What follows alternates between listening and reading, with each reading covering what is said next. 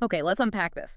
We are doing a deep dive today into the world of prop firms and specifically looking at one that has generated a ton of buzz, goat-funded trader. Right. This is that model where you, the trader, you pay a fee for a challenge, you pass it, and you supposedly get a funded account with a profit split. It's a very appealing model on the surface. It is. And their marketing is, I mean, it's incredibly persuasive, right? The website looks clean. They offer all these flexible account sizes. Mm. It just feels like an easier path, like you're bypassing that whole problem of building capital from scratch. And that's where we really need to dig in, because our mission today is to figure out if this is, legit or a scam. Hmm. And what we found is that the consensus kind of sits right in the middle. Okay, so not a simple answer. No, not at all. It's not fake. The firm definitely exists, but it is definitely not the risk-free opportunity the ads make it out to be. So where do we start? The good or the bad? Let's start with the good. First off, we can confirm the firm operates.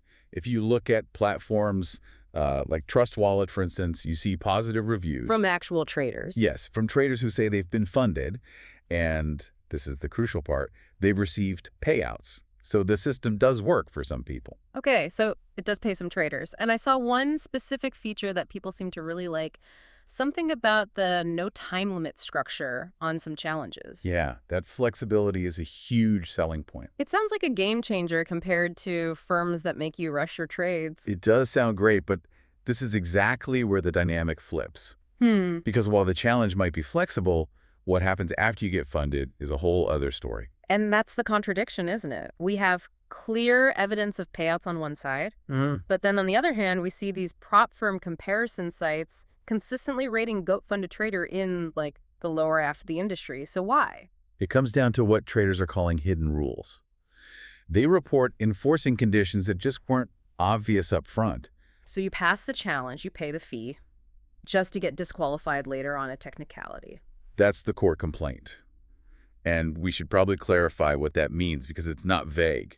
We're talking about things like inconsistency requirements. What is that exactly? It means, say you pass the challenge by trading one way, maybe small lot sizes on just your USD. Okay. Then you get the funded account, you try to diversify or increase your volume, and they say you've breached a rule about consistency, a rule that wasn't clearly quantified before. Wow. So they trap you based on your trading style after you've already proven you can be profitable. Precisely. And traders also report other things like random breaches, really strict limits on trade sizes appearing out of nowhere, and big operational problems. Like what kind of problems? Payout delays are a big one, and a lot of difficulty getting refunds for that initial challenge fee, even if an error happened on their end during a drawdown. So putting it all together, what does this actually mean for someone thinking about this? It means the industry consensus seems to be that while, yes, funding is possible, you're essentially paying a fee to enter a system known for being murky. Cake. Very. Yeah.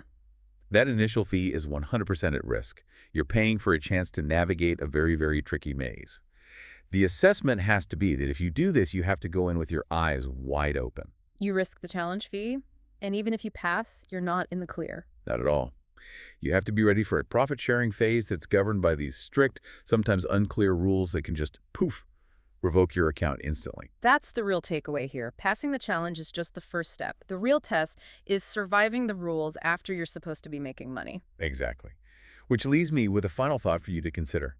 Given that even the firms that do pay out make the journey this difficult, what specific measurable criteria, beyond just seeing if payouts happen, must you identify and confirm before you ever pay that fee, just to make sure the payout structure is even viable for your own trading style? That's the real homework.